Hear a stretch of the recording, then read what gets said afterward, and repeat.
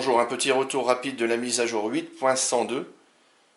Ça concerne les projecteurs Sony VPL VW760S, projecteur laser, mise à jour qui est disponible sur le site officiel de Sony France depuis quelques jours.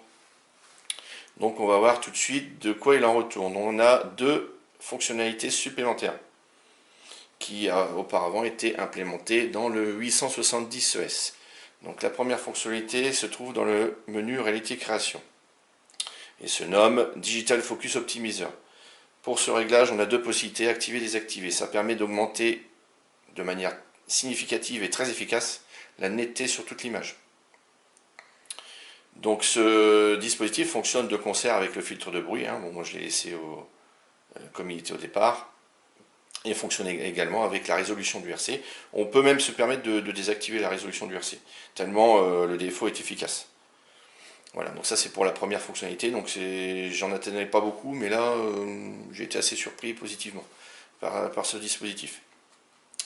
La deuxième amélioration, ça se passe dans le menu Cinema Black Pro.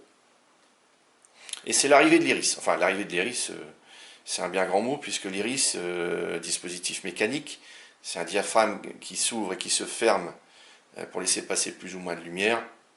Ce dispositif il est présent dans le 760ES depuis le début. Seulement, il n'avait pas été activé par Sony jusqu'à maintenant, certainement pour des raisons commerciales, et bien mieux différencier le 870ES, qui dispose aussi, en plus d'une optique de compétition, de ce modèle. Qu'est-ce qui nous attend dans ce menu? Pas grand chose en fait, on peut pas, c'est le même réglage qu'avant.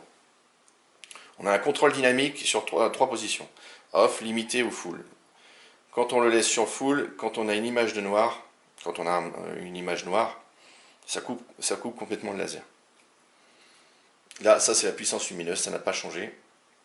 Les contrastes dynamiques, bon ça, libre à chacun de les activer ou pas, 4 possibilités.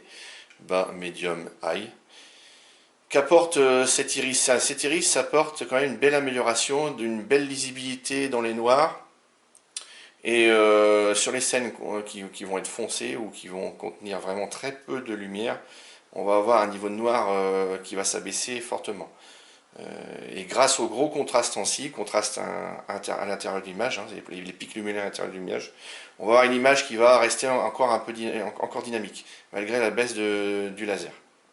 Voilà, donc deux fonctionnalités intéressantes. Les autres améliorations, ça concerne une mémoire supplémentaire pour le mode HDR séparé. Voilà, merci. Stranger to excuses,